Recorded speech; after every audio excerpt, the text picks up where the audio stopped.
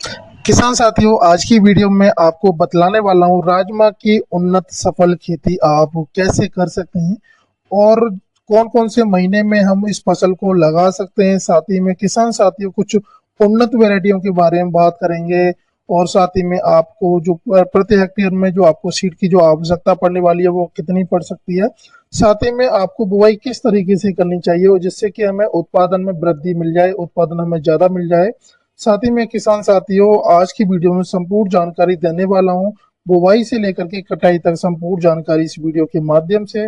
और साथ ही में किसान साथियों, वीडियो को पूरा जरूर देखें जिससे कि आपको फुल इंफॉर्मेशन मिल सके। किसान साथियों, चैनल पर अगर पहली बार हैं तो सब्सक्राइब करें और घंटी वाले बटन को जरूर दबा दें।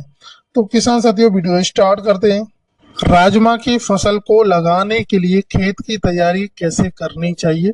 किसान साथियों, अगर आपने इससे पहले अन्य फसलों का अगर बुवाई की है, कटाई कर ली है, तो उसके बाद में किसान साथियों अपने खेत में पलेवा कर ले यानी सिंचाई कर ली है। उसके बाद में अगर आपके पास में गोबर की खाद अवेलेबल है तो गोबर की खाद अवश्य डाल दें, 1 से 2 ट्रॉली प्रति हेक्टेयर की दर से। साथ ही में किसान साथियों, उसके बाद में जैसे ही नमी बन जाए तो उसके बाद हैरो और कल्टीवेटर की सहायता से जुताई करा दें। उसके बाद में आपको बुवाई नहीं करनी है, कम से कम 10 से 12 दिन का इंतजार करना होगा, जिससे कि किसान साथियों जो आपने पलेवा करके जो जुताई कराई है उसके बाद में उसमें कुछ खरपतवार उग आएगा, जिससे कि फिर बुवाई से 2 से 3 दिन पहले आपको अपने खेत में एक जुताई और करा देनी है। फिर उसके बाद में आपको बुवाई करनी होगी। राजमा की फसल को आप वैसे तो सभी प्रकार की मिट्टी में आप कर सकते हैं, लेकिन अगर आपको प्रोडक्शन ज्यादा लेना है तो हल्की दोमट और सूखी दोमट मिट्टी में आप लगा सकते हैं, सबसे अच्छी मिट्टी मानी जाती है। वहीं पर खरीफ सीजन की बात करें समय की, तो कई जगह पर मई जून में लगाते हैं और अगस्त सितंबर में भी आप इस फसल को लगा सकते हैं। प्रति हेक्टेयर में बीज की आपको कितनी आवश्यकता पड़ने वाली है और साथ ही में बीज आप कहां से खरीद सकते हैं। किसान साथियों, बीज आपको उचित बीजों का आपको चयन करना अति आवश्यक होता है और साथ ही में सीड की गुणवत्ता जरूर जांच कर लें और सरकारी भंडारण से या किसी परिचित किसान से खरीदें तो सबसे बेस्ट ऑप्शन होता है, या फिर किसी ट्रस्टेबल दुकान से भी आप परचेज कर सकते हैं। किसान साथियों, प्रति हेक्टेयर में जो सीड की जो आपको आवश्यकता पड़ेगी, 120 किलोग्राम से लेकर के 140 किलोग्राम आपको प्रति हेक्टेयर की बीज की आवश्यकता पड़ेगी। वहीं पर पौधों की बात करें तो करीब 2 से 2.5 लाख पौधे बन जाते हैं। साथ ही में सीड को बुवाई करने से पहले आपको अच्छे से ट्रीट कर लेना है, जो कि आप थीरम ले सकते हैं या फिर कार्बनडिजिम 2 से 3 ग्राम ले सकते हैं। उसमें भिगो करके अपने सीड को 24 घंटे के लिए कम से कम छाव में सुखाएं, उसके बाद आप बुवाई करा सकते। अगर आप ऐसा कर लेते हैं तो किसान साथियों, आप अपनी फसल में स्टार्टिंग से फंगस जनक जो रोग आते हैं उनमें कंट्रोल कर सकते हैं। साथ ही में अब बात करेंगे प्रमुख कुछ उन्नत किस्मों के बारे में, जो कि मैं आपको इस वीडियो के माध्यम से 6 वैरायटियों के नाम बताऊंगा, जो कि कौन सी वैरायटी कितना उत्पादन दे देती है।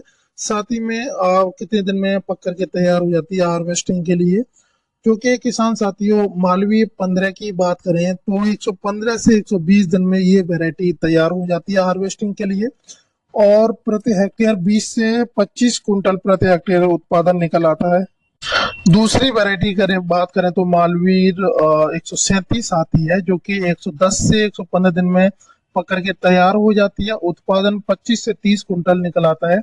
वहीं पर थर्ड वैरायटी की बात करें तो पीडीआर 14 उदय कंपनी की आती है, 125 से 130 दिन में हार्वेस्टिंग आप कर सकते हैं, उत्पादन 30 से 35 कुंटल निकल आता है।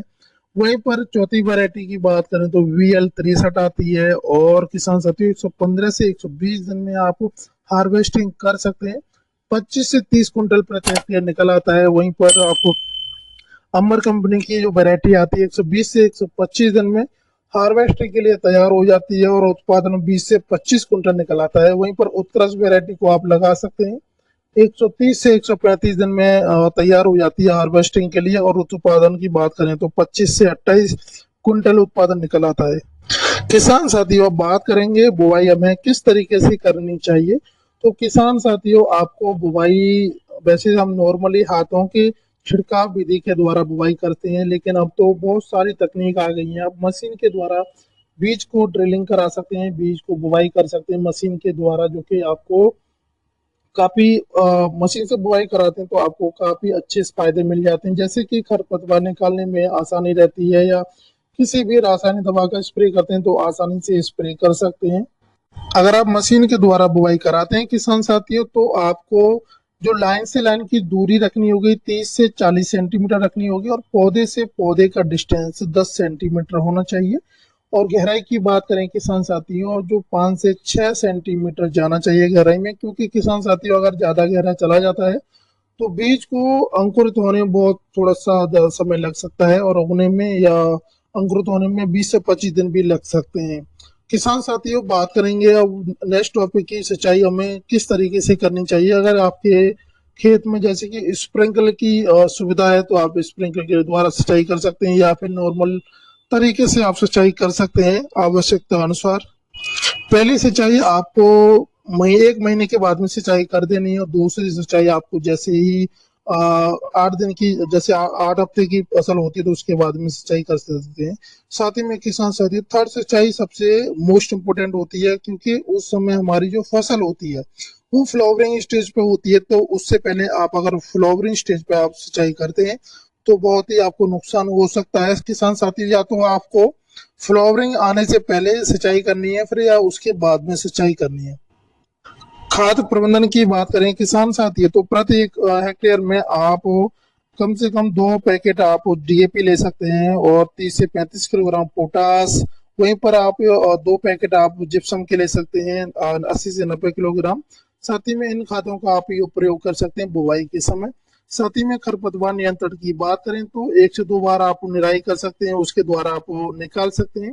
अगर आपको लेबर में ज्यादा खर्चा आ रहा है तो आप 3 से 3.5 लीटर आप मेथिलीन ले लेना है, और जो उसको 800 से 900 मिलीलीटर लीटर पानी में आपको घोल बना करके आपको स्प्रे कर देना है। राजमा की फसल में जो प्रमुख कुछ रोग आते हैं जैसे कि सफेद मक्खी, माहू और रोगर डेमोक्रोन होता है, या मुझे पत्तों पर सिकुड़ना, और साथ ही में तो इनके लिए आप कौन कौन सा स्प्रे कर सकते हैं। तो मुझे पत्तों पर अगर आ गया है तो आप डाइथेन Z78 आती है, और M45 आती है, दोनों का आप स्प्रे कर सकते हैं। वहीं पर डेमोक्रोन आती है जो कि 1.5 मिलीलीटर ले सकते हैं, उसका घोल बना करके स्प्रे कर सकते हैं, और अपनी फसल को सही समय पर आप बचा सकते हैं। किसान साथियों मैं आशा करता हूं अगर आपको वीडियो अच्छी लगी होगी तो वीडियो को लाइक करें, और चैनल पर पहली बार आए तो चैनल को जरूर सब्सक्राइब करें।